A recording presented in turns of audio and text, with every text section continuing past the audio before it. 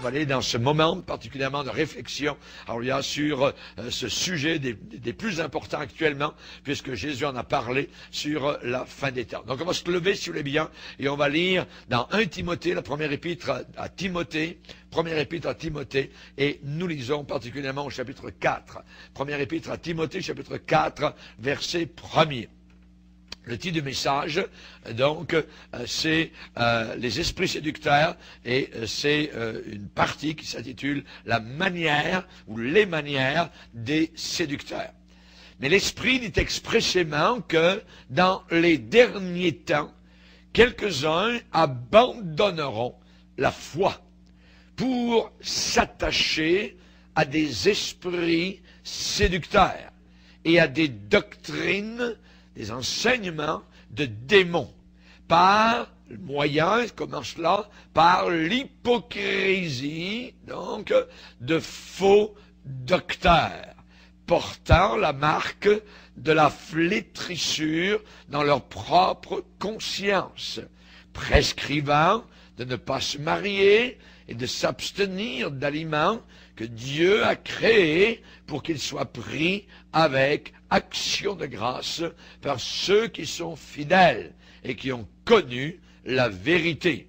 Car tout ce que Dieu a créé est bon et rien ne doit être rejeté, pourvu qu'on le prenne avec action de grâce, parce que tout est sanctifié par la parole de Dieu et par la prière. Amen. Et je continuerai le verset suivant. Paul dit à Timothée, en exposant, donc en parlant de cela, en exposant ces choses aux frères, tu seras un bon ministre de Jésus-Christ, nourri des paroles de la foi et de la bonne doctrine que tu as exactement suivie. Repousse les contes profanes et absurdes. Exerce-toi à la piété, car l'exercice corporel est utile à peu de choses, tandis que la piété est utile à tout, ayant la promesse de la vie présente et de celle qui est à venir. C'est là une parole certaine et entièrement digne d'être reçue. Nous travaillons en effet et nous combattons parce que nous mettons notre espérance dans le Dieu vivant qui est le sauveur de tous les hommes, principalement des croyants. Amen. Père, nous te bénissons, nous te glorifions pour ce temps de pause, ce temps de réflexion que nous voulons faire, Seigneur, afin de considérer les choses, Seigneur, qui se passent autour de nous, particulièrement dans le monde religieux, et nous te demandons, Seigneur, que nous puissions comprendre ce que l'enseignement des Écritures est là, Seigneur, pour nous dire. Nous prions que ceux qui entendent, ceux qui écoutent ce message, l'écoutent avec l'Esprit de Dieu, avec un cœur, et non pas uniquement avec la tête. Nous te le demandons, Père, dans le nom puissant de Jésus. Amen. Et tout le peuple dit Amen. Gloire à Dieu. Voilà, vous pouvez vous asseoir, frères et sœurs. Alléluia. Nous allons parler ce soir des manières des séducteurs. Les manières, les façons d'agir, donc le modus operandi des séducteurs. Et si vous sondez les Écritures attentivement concernant les derniers jours, vous allez voir particulièrement que Jésus a parlé de la séduction. Il a parlé de cela avant même les guerres, les bruits de guerre, les tremblements de terre, tout cela. Hein, il a parlé surtout en disant que personne ne vous séduise. Ce qui veut dire que la séduction à la fin des temps sera immense et grande. Ce qui veut dire que le mensonge, le pseudo-christianisme va augmenter. C'est-à-dire un faux évangile va augmenter de plus en plus. Mais, évidemment, on sait que la parole de Dieu doit s'accomplir. La parole de Dieu doit se réaliser. Et on sait que ces choses écrites seront vraiment manifester de plus en plus dans ces derniers jours. Ça n'ira pas en diminuant, en s'effaçant, non, ça va augmenter de plus en plus. Donc, à nous d'être sur nos gardes, de bien veiller. Et on sait que lorsque l'apôtre Pierre avait sorti son épée pour sauver supposément Jésus, imaginez, Jésus lui a dit, remets ton épée dans le fourreau parce qu'il faut que les Écritures s'accomplissent. Jésus devait être livré. Jésus devait mourir sur la croix pour nous sauver. Et Jésus a dit à l'apôtre Pierre, à cette occasion particulière, comment donc s'accompliraient les Écritures. Voyez, les Écritures doivent absolument s'accomplir sur ce qui a été prédit dans cette parole merveilleuse. Et évidemment, ce qui veut dire que beaucoup, je dis bien beaucoup, pas très peu, pas un ici et là, beaucoup de séducteurs vont venir parmi le peuple de Dieu, au milieu du peuple de Dieu, en nombre de plus en plus nombreux, de plus en plus grands. Donc, beaucoup de séducteurs vont venir et ils vont déclarer un peu de vérité. Voyez, pour être séduisant, vous n'arrivez pas avec une fausse doctrine, vous arrivez avec la vérité pour gagner le cœur des gens. Et ensuite, vous donnez votre poison. Voyez, votre fausse doctrine.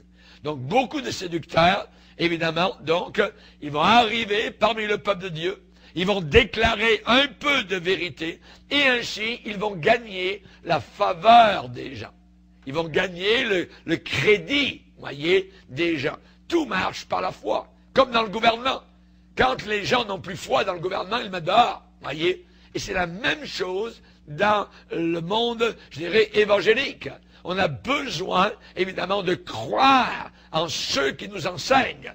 Mais si ceux qui enseignent commencent à dévier, commencent à mettre un peu de vérité et un peu d'erreur, à ce moment-là, je dois me retirer.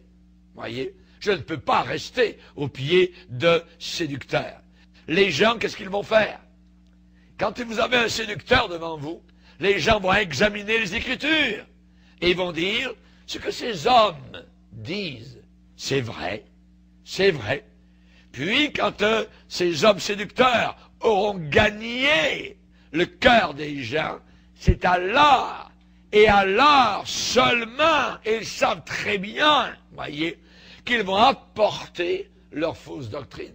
Quand le cœur est attaché, quand le cœur est confiant, quand le cœur est en sécurité, c'est à ce moment-là que, évidemment, ces faux docteurs agissent avec des fausses doctrines, voyez. Et on sait, j'aimerais vous donner quelques conseils.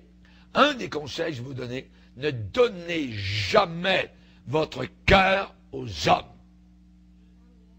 Ne donnez jamais votre cœur aux hommes. La Bible dit, mon fils, donne-moi ton cœur. Amen. Donnez votre cœur au Seigneur Jésus-Christ. Combien de personnes aujourd'hui sont assis au pied de faux semblants, de faux docteurs? Ils ont confiance dans ces faux docteurs-là.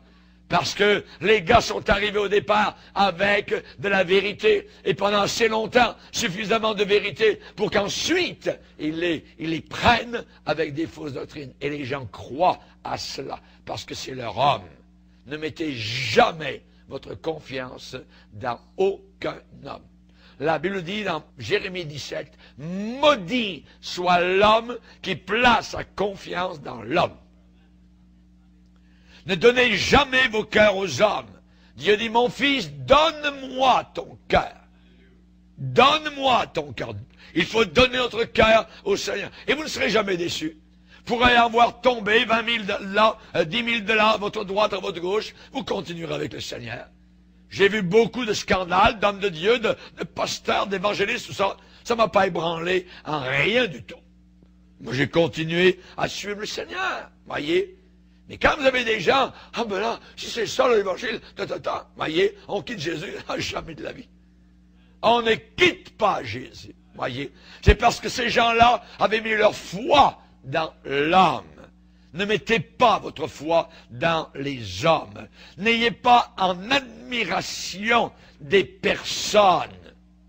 N'ayez pas des personnes, des hommes en admiration. Voyez. Pourquoi? Parce que c'est par ces mêmes personnes que Satan pénètre et va pénétrer parmi le peuple de Dieu. Quand vous admirez quelqu'un, votre confiance est totale. Voyez, vous ne vérifiez même plus dans les Écritures ce qui est dit en avant. C'est très dangereux. Les Béréens vérifiaient où? Où est-ce qu'ils checkaient? Où était le point de vérification? Dans les Écritures. Pour voir quoi? Si ce qui était dit par l'apôtre Paul était exact. Voyez? C'est dans les Écritures que l'on voit si c'est exact ou non. Satan peut prendre la parole de Dieu mais la tordre. Et si quelqu'un nous dit la Bible dit cela, nous devons être capables de dire il est aussi dit cela. Et les sectes travaillent comme cela, avec une Bible. Les Mormons travaillent avec une Bible. Les témoins de Jéhovah travaillent avec une Bible. La science chrétienne travaille avec une Bible. Voyez? Et ainsi de suite. Mais c'est tout pour séduire. Voyez? Et ils en font ce qu'ils veulent avec leur Bible. Et souvent, ensuite, ils mettent leur Bible de côté et ils ont leur livre à eux, voyez, qui donne l'explication de la Bible. Voyez. Nous n'avons pas de livre d'explication. Nous avons la Bible et la Bible uniquement. Amen. Ah oui. Et la Bible s'explique par elle-même. Que Dieu soit béni. Ne donnez jamais votre cœur aux hommes. N'ayez jamais en admiration des personnes. Voyez, la Bible dit que les hommes méchants et imposteurs. Imposteur, ça veut dire séducteur. Un imposteur, c'est quelqu'un qui se fait passer pour quelqu'un d'autre, mais il ne l'est pas. Les hommes méchants et imposteurs avanceront toujours plus dans le mal, égarant les autres et égarés eux-mêmes. Égarant les autres et égarés eux-mêmes. Croyez-vous qu'un séducteur va brandir une nouvelle hérésie, une fausse doctrine, voyez, et la lancer devant les gens? Non, non, non, non. Qu'est-ce qu'il va faire? La manière des séducteurs.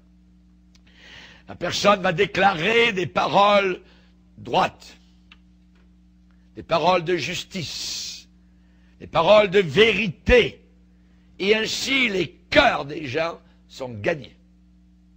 Les cœurs des gens sont gagnés. Cette personne va apparaître comme étant un ministre de lumière. Un ministre de lumière. Il va commencer par prêcher la parole de Dieu. Pierre a dit, il y a eu parmi le peuple d'Israël de faux docteurs. Et il y aura de la même manière, parmi vous, ce qui veut dire au milieu de vous, de faux docteurs, qui introduiront des sectes pernicieuses, des hérésies, voyez. Ce seront des hérétiques. Ils vont vous dire que ce que vous avez entendu auparavant, c'est pas vraiment ça, mais maintenant, eux ont la vraie chose, voyez. Et ils vont détruire la vraie chose. Et actuellement, par exemple, ce qui est mis en échec, c'est le salut. Le salut. Naître de nouveau. Voyez. On nous dit qu'aujourd'hui, même des païens, qu'au ciel, il y aura beaucoup de païens qui ne connaissent pas Jésus. Ils sont nés de nouveau sans le savoir. Voilà l'hérésie. Voyez. Et j'ai pris un de leurs livres dans une école biblique en Angleterre où on a eu notre camp. Nous, on servait juste de leurs prémices, juste de leurs locaux. Mais je suis allé faire un tour dans la bibliothèque. Il y a des très bons livres. Mais au milieu de cela, il y en avait un qui était là. Un vrai poison. Je l'ai acheté pour le dénoncer. Et je vais m'en servir dans une conférence où on va parler de ces choses-là sur l'Église émergente. Quelque chose d'inimaginable. Voyez. Naître de nouveau ne veut plus dire ce que Jean 3 nous l'a dit depuis des siècles. Voyez. Ils sont en train de tordre littéralement la parole du Seigneur. Croyez-vous qu'un séducteur va brandir une nouvelle hérésie d'un coup, la lancer devant les gens? Non, il va déclarer d'abord des vérités. Il va prêcher la parole de Dieu. Voyez. Dans 2 Corinthiens chapitre 11, on nous décrit certains de ces personnages très funestes. Dans 2 Corinthiens chapitre 11, 2 Corinthiens chapitre 11, il est dit au verset 13, ces hommes-là sont de faux apôtres, des ouvriers, notez l'adjectif, trompeurs, ça veut dire menteurs, déguisés, oh tiens, il y a un déguisement, Quel est leur déguisement d'Halloween? Apôtre de Christ, pasteur, leur carte c'est pasteur, révérend, voyez. Tous les faux apôtres sont des révérends. Tous les faux apôtres sont des pasteurs, voyez. Des ouvriers trompeurs déguisés en apôtres de Christ. Et cela n'est pas étonnant. Ça veut dire, ne vous étonnez pas de cela. Pourquoi? Parce que Satan lui-même, le père de ces hommes-là, Satan lui-même se déguise. Comment? C'est quoi son déguisement d'Halloween au diable? Déguise ange de lumière. Lui, c'est ange de lumière. Il paraît comme un ange, presque comme Gabriel. Voyez, c'est Satan. Imaginez. Il se déguise en ange de lumière. Donc, ceux qui servent le diable aussi se déguisent. En quoi? En pasteur authentique et vrai. Et c'est là que le bas blesse. Et c'est là que Satan travaille. Ce sont des hommes aux pieds d'argile. Vous donnez un petit coup, tout tombe, tout s'écroule. Voyez. Il n'est donc pas étrange, verset 15, que ces ministres, les ministres du diable, le diable a ses ministres, le diable a ses pasteurs, pas étrange que ces ministres, pronoms possessifs, il les possède, il les a en main. Pas étrange que ces ministres aussi se déguisent en ministres de justice. Leur fin sera selon leurs œuvres. Je ne vous connais pas. Hein? On a fait des miracles, on a prophétisé en ton nom, on a fait le tour de la terre 28 fois et on a prêché la parole, des foules. Je ne vous connais pas. Ouvrier d'iniquité. Ouvrier d'iniquité. Voyez. Donc, évidemment, le faux, je dirais, prophète ou la manière des séducteurs, eh bien, ce n'est uniquement que lorsque le cœur des gens est gagné, qu'ils sortent leur doctrine. C'est à ce moment-là, quand ils ont sous la main les gens, les cœurs des gens ont confiance en eux, à ce moment-là, ils sortent une nouvelle révélation, un petit rêve là, une petite vision, tout ça, de bric-à-brac, tout ça. Ah, ouais, quel grand homme de Dieu nous avons, tout ça, voyez. Ils sont tous ébahis. Ouais. Oui. Et c'est ainsi que les cœurs des gens sont gagnés. Voyez. Ils sortent à un moment donné leur doctrine et les gens sont séduits. Les gens sont séduits. Voyez. C'est un malheur d'être dans des églises où vous avez dans le pupitre un séducteur. Les gens diront, mais n'a-t-il pas dit ceci? N'a-t-il pas dit cela? N'avons-nous pas examiné pourtant cela à partir de la parole de Dieu? Voyez? Donc c'est un ministre de justice. Viens pas parler contre mon pasteur. Voyez? Et ainsi de suite. Ce qu'il a prêché, nous l'avons vu dans la parole, ça doit être correct, parce que les autres choses qu'il nous a prêchées et enseignées sont vraies. Donc ça aussi, ce qu'il nous dit doit être vrai. Tout est vrai, on avale tout. La ligne, l'hameçon, la ligne, le verre, tout ce qu'on voulait. Tout, on croit tout. Voyez. Dans Luc chapitre 6, verset 26. Dans Luc 6, chapitre 6, verset 26, Jésus a dit, malheur, lorsque tous les hommes diront du bien de vous. Car c'est ainsi, c'est comme cela, c'est de cette manière qu'agissait leur père à l'égard des faux prophètes. Les faux prophètes, eux, sont élevés sur un piédestal. Ça marche l'affaire, ça fonctionne, voyez. Tandis que la vraie Église de Dieu, les gens disent, cette secte qui rencontre partout de l'opposition. Mais les autres, eux, ça marche à fond. Ça va bien avec le gouvernement, avec ci, avec ça. Ils ont des entrées partout, la mairie, tout ça. Ça va bien, tout ça. Même avec le curé du coin, l'évêque, même, ils peuvent aller à Rome avec le pape, chanter pour le pape, il n'y a aucun problème, voyez. Chers amis, les gens sont séduits. Et Jésus a bien dit que personne ne vous séduise. Que personne ne vous séduise. Voyez. Une nouvelle révélation, quelqu'un arrive, Dieu m'a dit. Ah, juste avec ces trois mots-là, le cœur des gens est déjà poigné. Ah ouais? Qu'est-ce qu'il t'a dit, Dieu? Hein? Ouais. Dieu m'a dit. C'est la raison pour laquelle vous avez tous les prophètes qui parlent dans les églises. Prophète un tel s'en vient, prophète un tel s'en vient. Ce n'est pas les prophètes authentiques de la Bible, voyez. Des prophètes qui viennent pour flatter les gens, pour leur dire la bonne aventure. Au lieu que ce soit une cartomancienne avec une boule de cristal, vous avez un pasteur avec une carte de révérend qui vient prophétiser sur les gens, puis il prouve son ministère puissant en faisant tomber les gens par terre. Regardez comme Dieu est puissant. Montrez-moi ça dans la Bible. Montrez-moi ça dans la Bible. Je l'ai un jour dans une conférence, tout le monde était par terre en avant. Il y avait à peu près 50 personnes, tous parlaient. Je dis, c'est quoi, c'est un champ de bataille ici? C'est quoi? Ils tiennent pas debout. C'est quoi l'affaire? Voyez? C'est quoi l'affaire? On ne voit pas cela dans les Écritures. Ah, mais puis il y a l'esprit. Il ne faut pas parler contre l'esprit. Oui, moi je parle contre cet esprit-là. Je parle contre cet esprit-là, qui n'est pas le Saint-Esprit, qui n'est pas l'Esprit de Dieu.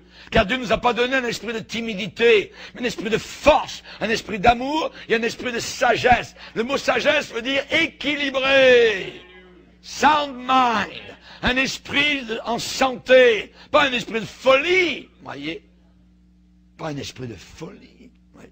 Il y en avait qui étaient arrivés d'une réunion, et puis il y avait tellement d'esprit dans cette réunion, quand les gens sont partis, leur voiture était pleine de ces supposés chrétiens, tout ça, puis le gars qui conduisait était tellement rempli d'esprit, s'en allait sur la route, d'un côté et de l'autre, c'était le Saint-Esprit, tout ça. Tout d'un coup, toutes les flashs des polices étaient derrière, vous voyez. Oh, là, vous voyez. Là, il a fallu payer le ticket, vous voyez. Là, il redevenait normal. Non, c'est pas le Saint-Esprit, c'est la folie. C'est la folie. Dieu ne nous a pas donné un esprit de folie, mais un esprit de sagesse. Amen. Alléluia. Gloire à Dieu. Que personne ne vous séduise. Prenez avec moi Colossiens chapitre 2. Colossiens chapitre 2. Vous allez voir le leitmotiv qui revient au moins 4 fois. L'apôtre Paul enseigne. Dans Colossiens chapitre 2, et n'oubliez pas que c'est la parole de Dieu, c'est pas la mienne. Et ici, c'est des avertissements contre les fausses doctrines. Verset 4. Je dis cela afin que personne ne vous trompe par des discours séduisants. C'est beau. Les gars, ils parlent, on dirait que c'est des trompettes d'ange. Voyez?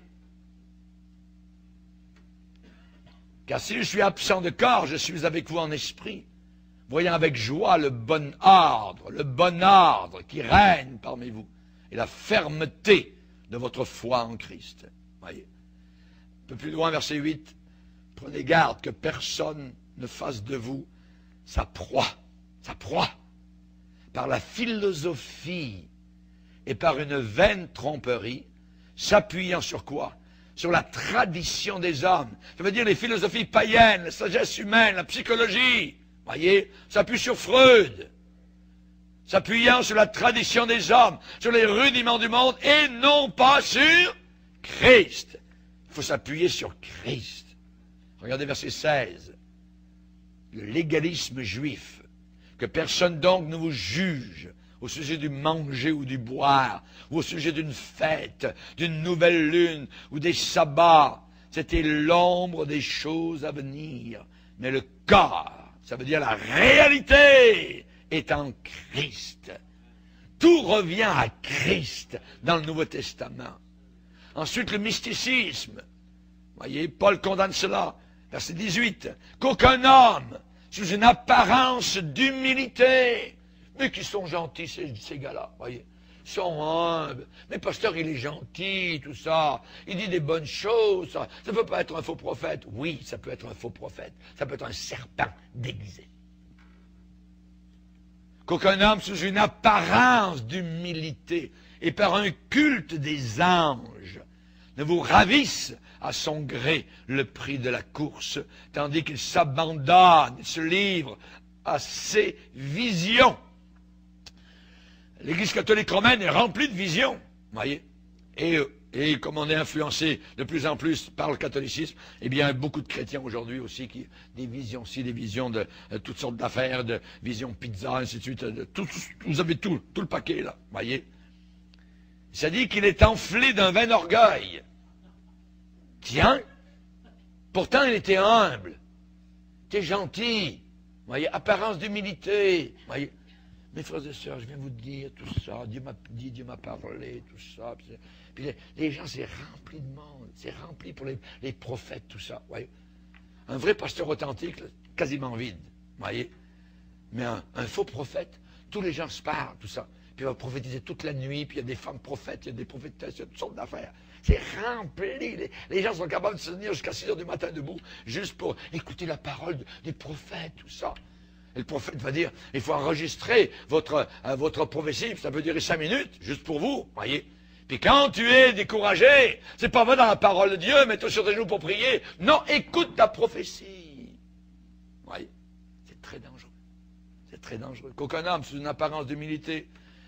Parce que l'enjeu, c'est terrible, nous ravir le ciel. On ne parle pas ici de niaiserie.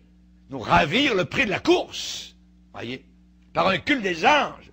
Tandis que cet homme s'abandonne à ses visions et qu'il est enflé d'un vain orgueil par ses pensées charnelles, sans s'attacher au chef, c'est-à-dire Jésus-Christ, voyez. Ensuite, Paul va condamner l'ascétisme. L'ascétisme. Verset 20.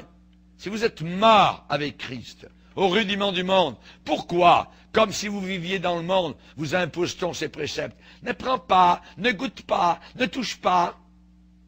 Préceptes qui tous deviennent pernicieux par l'abus et qui ne sont fondés que sur les ordonnances et les doctrines des hommes. Ils ont à la vérité une apparence de sagesse, en ce qu'ils indiquent un culte volontaire de l'humilité et le mépris du corps, mais ils sont sans aucun mérite et contribuent à la satisfaction de la chair. Je vais vous dire une chose, votre corps est bon. Amen. Votre corps n'est pas mauvais. L'ascétisme est une fausse doctrine. Dans l'Église catholique sont remplis d'ascétisme. Par exemple, les moines, ils partent, voyez, ils rentrent au couvent, tout ça, jeunes, puis toute leur vie, là, ils vont se lever à 3 heures du matin, matine, ainsi de suite, ils mangeront rien, ils vont se prendre avec des fouets, ils vont se fouetter, tout ça. Jamais de la vie, c'est la foutaise. Martin Luther avait fait cela. Il en est sorti quand il a découvert la liberté de l'Évangile. Et il a bouleversé l'Europe. Alléluia. Le rayon de lumière est venu sur une Europe qui était totalement doctrinée par le romanisme et le papisme. Merci Seigneur. Amen. Votre corps n'est pas mauvais. Alléluia. Votre corps est bon. Alléluia. Et de l'ascétisme, goûte pas, mange pas, ainsi de suite, tout ça. Non, non, non, non, non. Voyez. Moi, je mange. Il y a un temps pour jeûner, puis un temps pour manger. Alléluia. Gloire au Seigneur. Je veux servir le Seigneur équilibré. Dans l'équilibre. La manière des séducteurs, voyez, c'est toujours, ah ben non, c'est suite, puis jeûne de 40 jours. Regardez, je viens de sortir de mon jeûne, j'ai fait 40 jours de jeûne, regardez tout ça, j'ai perdu 48 livres, ainsi de suite. Est-ce qu'on s'en fout? Ça fait quoi de plus? Voyez? Ça fait quoi de plus? L'ascétisme. L'ascétisme n'est pas dans l'Église de Dieu. Voyez? Nous ne sommes pas des ascètes. Nous ne sommes pas des mystiques avec des visions de ça. Nous marchons by the book. Par la parole. Amen. Que Dieu soit glorifié. Mais quand ces gens commencent à prêcher, vous ne pouvez pas vraiment discerner ceux qui sont de Dieu et ceux qui ne sont pas de Dieu. Nous avons besoin actuellement de ce qu'on appelle le don de discernement. Et ça vient pas parce que vous êtes plus fins les uns que les autres, ça vient du Saint-Esprit directement. C'est Dieu qui vous dit, regarde, il commence à avoir dans votre esprit une lumière jaune qui s'allume. Puis tout d'un coup, pouf, c'est une lumière rouge. Vous sortez. Amen. Cherchez Dieu constamment. Cherchez Dieu constamment. Quand sortent ces fausses doctrines, il y aura un témoignage dans votre cœur qu'elles ne sont pas de Dieu. Le témoignage du Saint-Esprit est très important. Pourquoi? Parce que le Saint-Esprit nous parle. C'est une personne. Il nous a parlé au début de notre salut. Il nous a dit quoi? Il nous a dit qu'on était un enfant de Dieu. Le Saint-Esprit a témoigné à notre esprit que nous étions enfants de Dieu. Auparavant, on était enfants du diable. créatures de Dieu, mais enfants du diable. Parce que maintenant, nous sommes créatures de Dieu et enfants de Dieu. Alléluia. Ça, c'est le témoignage du Saint-Esprit. Et quand on cherche Dieu, le témoignage du Saint-Esprit est très important. Vous êtes en présence de quelqu'un, il parle de Dieu, la Bible, tout d'un coup, ça vous dit, c'est un fou. C'est un fourbe. C'est une fourbe. Elle n'est pas vraie. Elle joue. Vous voyez? Ça, c'est le Saint-Esprit qui nous parle. Ça vient direct. Ça tombe comme un seau d'eau directement du plafond. Le Saint-Esprit vous le parle. Il vous le dit. Tu n'écouteras pas les paroles de ce prophète ou de ce songeur. Car c'est Dieu qui te met à l'épreuve pour savoir si vous allez suivre Dieu, sa parole, ou bien les paroles de ce faux prophète ou de ce songeur. Dans Deutéronome chapitre 13, Dieu nous a avertis et il nous dit une chose, de ne pas les craindre. Pourquoi? Parce qu'ils imposent. Et généralement, le peuple a peur. Le peuple tremble. C'est des gens supposément connectés directement avec le trône de Dieu. Voyez? Ils ont une prise directe au bas du trône. Voyez? Fait que les gens ont peur. Les gens ont toujours eu peur des faux prophètes. Mais la Bible dit, nous encourage, ne les crains pas.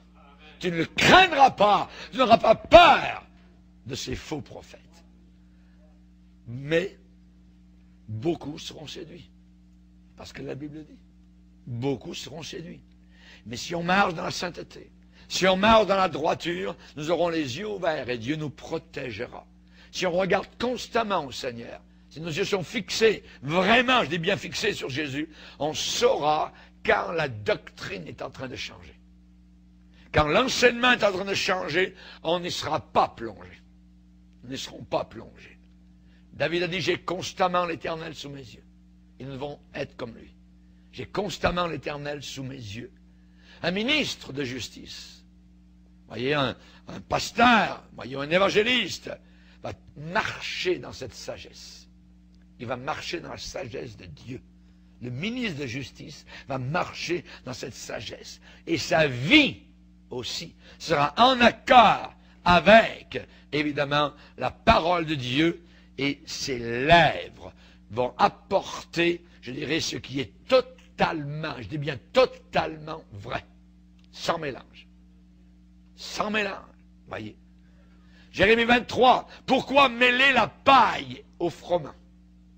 Le froment, c'est la véritable parole de Dieu, lourde de vérité et de conséquences. Mais les faux prophètes mélangent la paille qui est légère et qui s'envole au vent.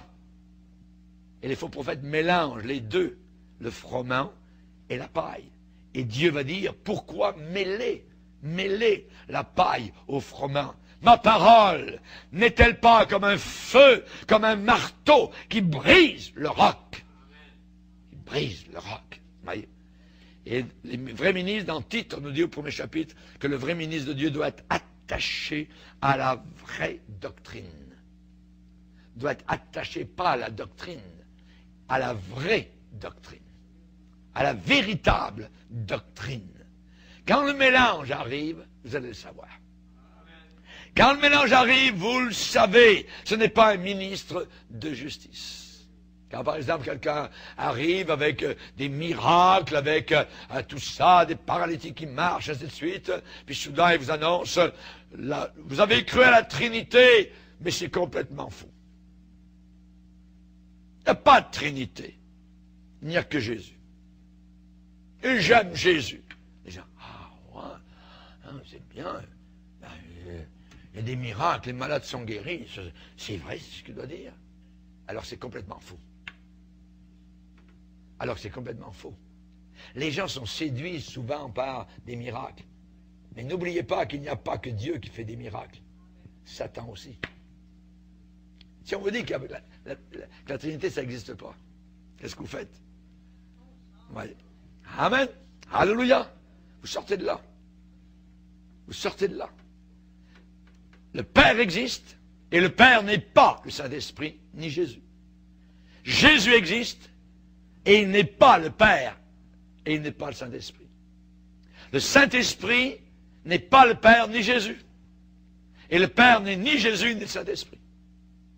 C'est trois personnes complètement différentes Et pourtant, il n'y a qu'un seul Dieu. Je le crois, je l'adore, et merci Seigneur.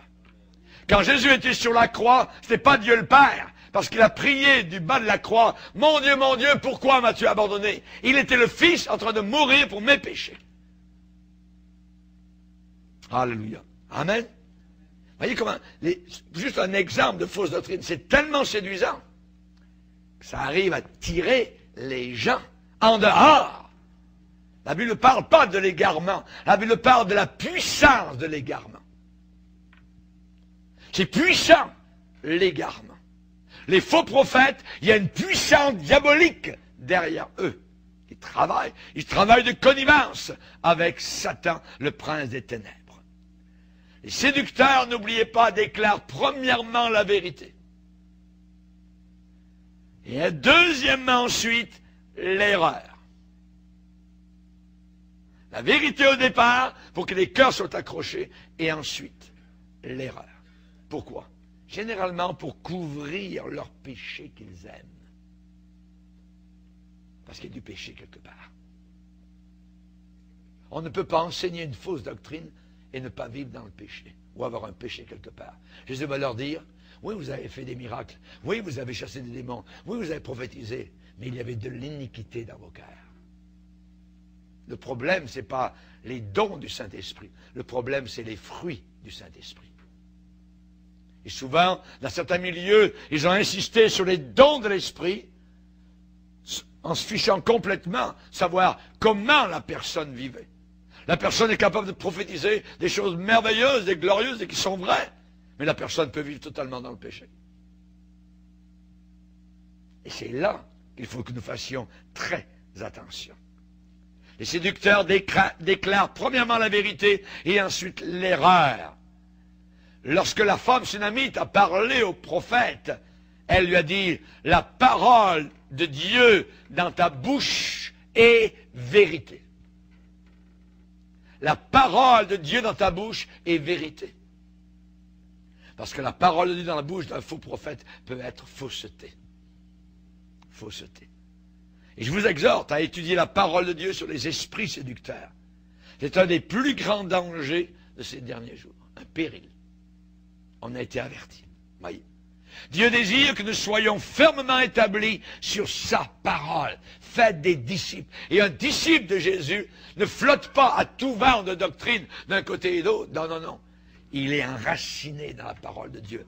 Qu'êtes-vous allé voir au désert? Un roseau agité par le vent? Non. Un homme de Dieu, authentique et vrai, Jean-Baptiste ne pliait pas à un vent de doctrine qui passait à un autre, ainsi de suite. Non, non, il savait où il se tenait. Et je vous exhorte à étudier la parole de Dieu sur un sujet pertinent actuellement, c'est les esprits séducteurs. Un grand péril. Dieu désire que nous soyons établis fermement sur les Écritures. Et non pas sur les personnalités des hommes. Pas sur les personnalités des hommes. Ne croyez pas en Bourgier, croyez dans le Seigneur Jésus-Christ. Alléluia. Et vous ne serez pas ébranlés. Vous ne serez pas ébranlés, alors que beaucoup le seront de plus en plus. Beaucoup vont se retrouver parqués dans leur maison. C'est ça l'église, tout ça, tellement d'injustice à l'intérieur, tout ça. Si vous saviez ce qui est arrivé, tout ce qu'on m'a fait, on m'a pas reconnu, ainsi de suite. Ah, ça, on a entendu ça. Le diable a gagné. Le diable a gagné. Voyez. Lisez avec moi un passage dans 2 Chroniques 18. 2 Chroniques 18, verset 18.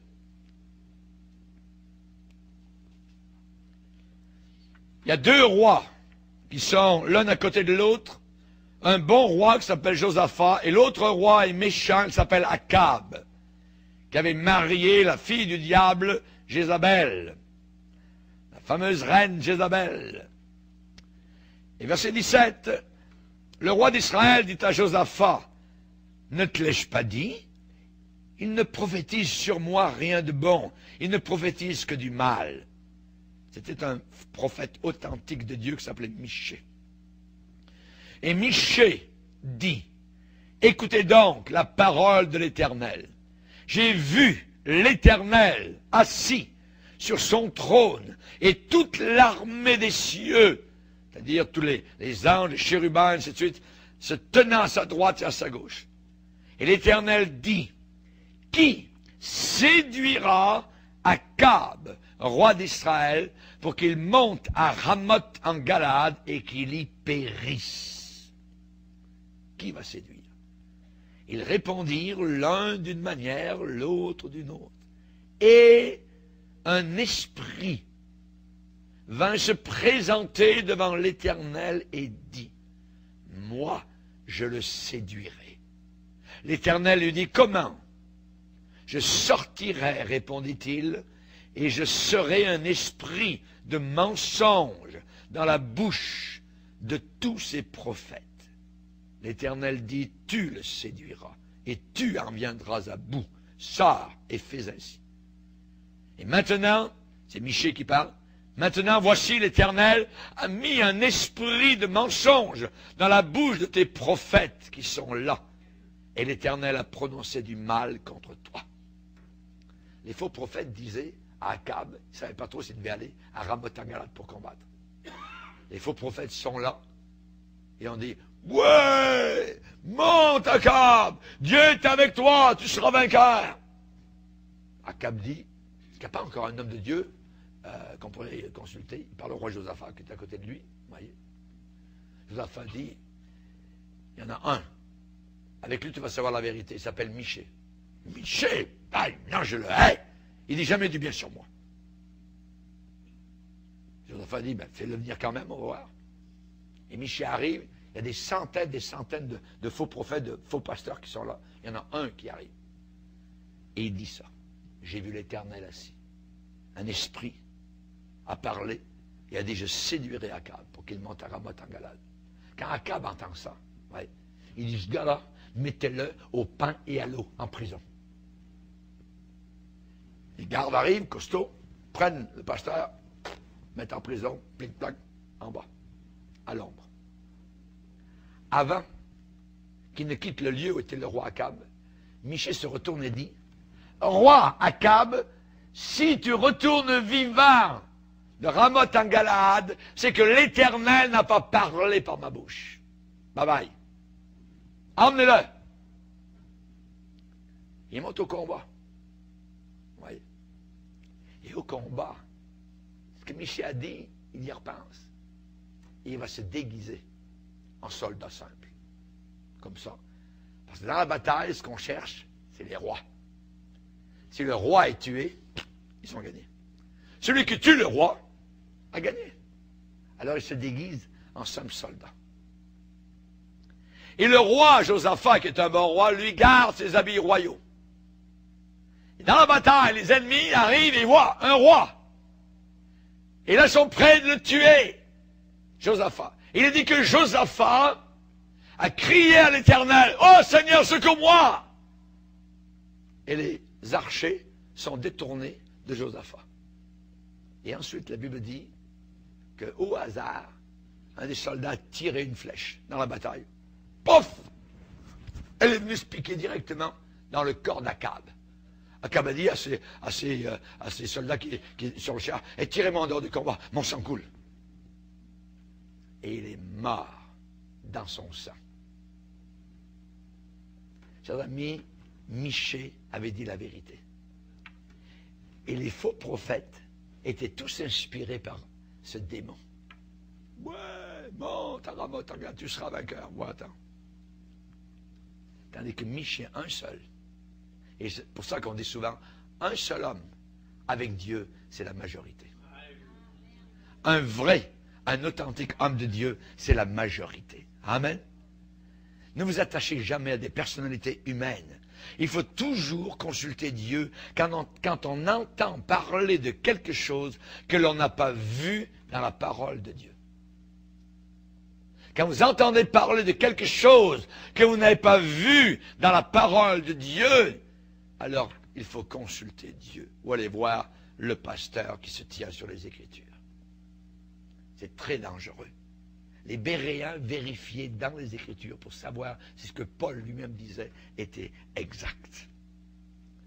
nous ne devons pas admirer les personnes parce que c'est exactement par cette méthode que Satan va détruire à la fin des temps beaucoup de personnes parmi le peuple de Dieu.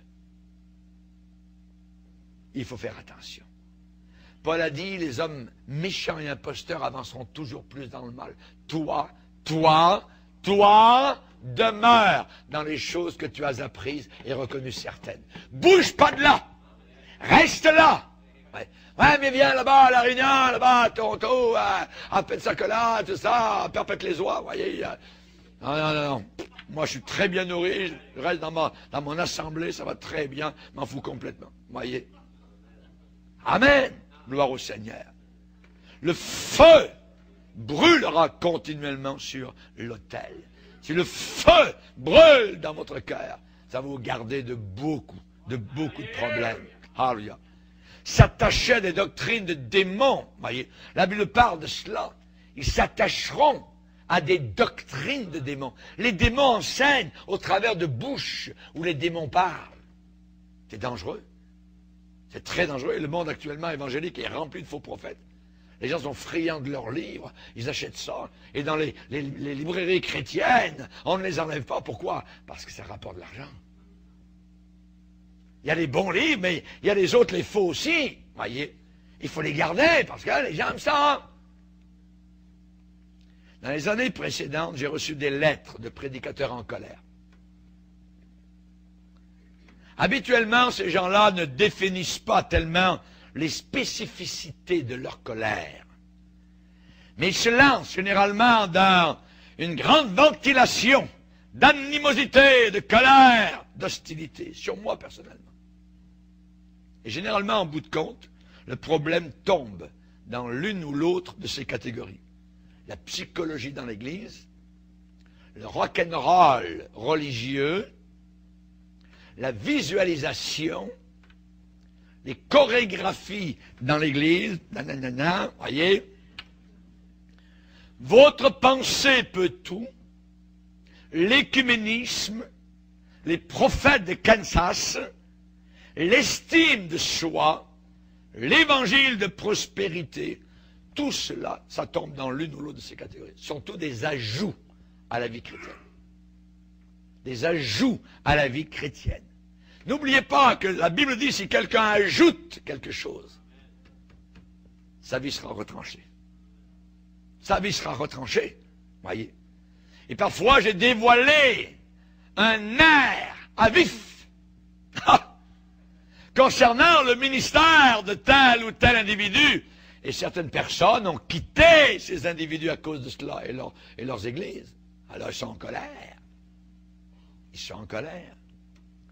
Le rock'n'roll religieux, heavy metal, à l'intérieur de l'Église, nous arrive en camouflage, supposément pour attirer les jeunes à Jésus-Christ. C'est complètement fou.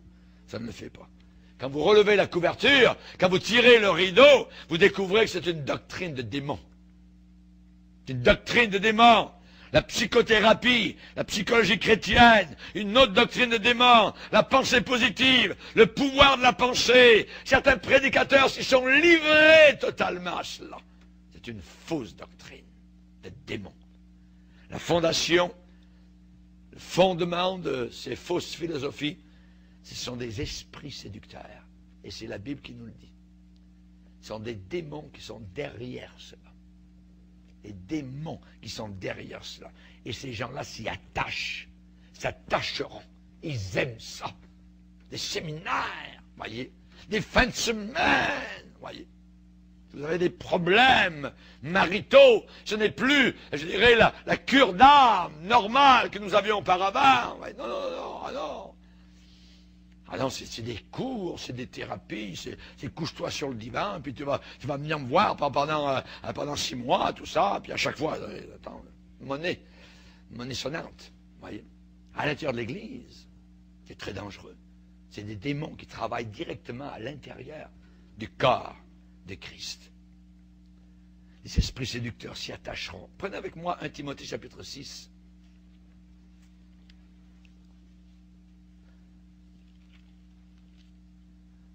Verset 3. Si quelqu'un enseigne de fausses doctrines et ne s'attache pas aux saines paroles de notre Seigneur Jésus-Christ. Il y a la doctrine qui est selon la piété. Il est enflé d'orgueil. Il ne sait rien. Mais voyons, il passe pour un grand intelligent, un grand connaissant. La Bible dit, il ne sait rien. C'est un niaiseux. Un niaiseux, en bon français québécois. Il ne sait rien. Il a la maladie des questions oiseuses. C'est un malade. Il a la maladie. Ça veut dire c'est un malade. La maladie des questions oiseuses, niaiseuses. Voyez, des disputes de mots, et ainsi de suite, blablabla. Si quelqu'un enseigne de fausses doctrines et ne s'attache pas. Notez le verbe s'attache pas. Ici, ils vont s'attacher à des doctrines de démons. Nous, on s'attache à des paroles. Les paroles de Jésus. Pas les paroles de Freud, voyez. Pas les beaux parleurs. Non, les paroles du Seigneur. Les paroles du Seigneur. Amen. 1 Timothée 4, verset 1er, le Saint-Esprit dit expressément dans les derniers temps, quelques-uns abandonneront la foi pour s'attacher à des esprits séducteurs. Toc, tout d'un coup, sont collés aux démons. À l'intérieur de l'Église. Le croiriez-vous? C'est la réalité. C'est la réalité. Ces illusions sont embrassées par des milliers de personnes. Même s'il y a une montagne d'évidence pour montrer la folie de ces dérives, des milliers sont attachés, collés à ça. Attachés à des démons. Est-ce possible? Mais c'est ce que la Bible nous dit. Et les doctrines de démons sont aussi, je dirais, vraies qu'il y a un soleil dans le ciel. Ça existe autant que le soleil est là au-dessus de nos têtes. S'attacheront à des doctrines de démons. Que fait un esprit séducteur? Eh bien, de par sa nature, il séduit, il illusionne, il attire, il allèche, il détourne de la vraie parole. Il détourne de la vraie parole. Tout d'un coup, c'est plus la parole de Dieu que vous avez envie de lire, c'est le livre de monsieur untel avec sa révélation. Oui. Frangipane ou tout ce que vous voulez, ainsi de suite. Il y en a, c'en est rempli. Oui. Que fait un esprit séducteur? Il va se servir de l'opinion populaire. Il va se servir de l'ego, de l'orgueil. Être accepté par les autres. Il faut absolument que les gens m'acceptent. Alors, je vais essayer de leur caresser le poil dans le bon sens. Regardez comme je suis bon. Regardez, je m'occupe de vous. Moi, je connais vos problèmes. Tout ça. Le pasteur ne connaît pas. Lui, il est dur. Tout ça, il ne connaît rien. Quand vous allez me voir, venez me voir, moi. C'est moi qui m'occupe de vous. Attention. Allez toujours voir votre leader.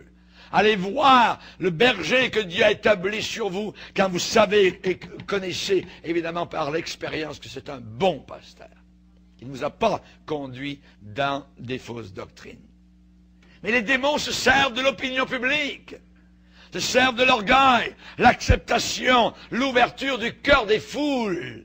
Voyez, il en a souvent dit vox populi. Vox Dei. La voix du peuple, c'est la voix de Dieu. Ce que le peuple dit, c'est Dieu qui parle. Voyez. Et c'est ce qu'on a dans nos gouvernements, par les votes. Ce que les gens veulent, c'est ce qu'ils ont. On a les gouvernements qu'on mérite. Vox Populi, Vox Dei. Mais c'est rentré à l'intérieur de l'Église. À l'intérieur de l'Église. Voyez. Ils se donneront une foule de docteurs. Ce n'est pas Dieu qui leur donne. Dieu voudrait leur donner des bons bergers, capables de les reprendre, capables, non pas uniquement de les caresser dans le sens du poil, parfois c'est hors brousse-poil. On n'aime pas ça, mais c'est comme ça, c'est le mandat. Reprends, censure, exhorte. C'est ça, le vrai homme de Dieu, voyez. Le point central, voyez, c'est que derrière la philosophie, derrière la mode religieuse, eh bien, même si on parle de Jésus-Christ, il y a des puissances qui sont là, qui travaillent. Des puissances. On parle de Jésus chez les Jéhovah. On parle de Jésus chez les Mormons, ainsi de suite. Oui. Mais ce n'est pas notre Jésus. C'est un autre Jésus. C'est un ange. C'est un grand ange. Tout ça qui n'est pas divin, ainsi de suite. Oui. On a tordu. Mais à l'intérieur de l'Église, ça rentre aussi cela. Donc, un esprit séducteur va se servir du peuple, la foule. Que voulez-vous? Qu'est-ce que vous voulez qu'on vous donne? Qu'est-ce que vous aimeriez? On aime ça, pasteur, on aime ça, ça. Et aujourd'hui, vous avez, et on va le voir dans la prochaine conférence, dans l'église émergente, vous avez des églises exactement ce que les gens ont voulu. Et non plus ce que Dieu désirait. Et c'est un péril. Donc, un esprit séducteur va persuader l'individu d'accepter, d'avaler ces mensonges pernicieux. Il va séduire un ministre d'évangile exactement de la même manière qu'un pervers, qu'un débauché va séduire une jeune femme naïve. Exactement de la même façon. Ça vient du diable, ça vient de l'enfer, ça vient des démons. Que Dieu nous protège, que Dieu nous garde. Et à un certain moment donné, la Bible dit, comme ils n'ont pas aimé la vérité, Dieu lui-même leur envoie, Dieu permet une puissance d'égarement au travers de démons. Dieu a permis ici qu'Akab soit séduit. Il en avait tellement fait, il avait passé la frontière. Alors Dieu a permis qu'un esprit séducteur, un démon, l'envoie à Ramoth à Galade pour qu'il meure au milieu de son sang. Pourquoi les prédicateurs sont facilement séduits? C'est qu'il y a une prédisposition de cœur qui incline ces gens-là vers ces choses-là. Parce qu'ils ne sont plus satisfaits uniquement avec la parole de Dieu. Ils veulent des nouveautés. Ils veulent du modernisme. Une croix salie, maculée par du sang. On a entendu ça, ça fait trop longtemps. Ça. On aimerait avoir d'autres choses. Parlez-nous de nous. Pas de Jésus, on connaît l'histoire. Nous, on veut l'histoire de Jésus.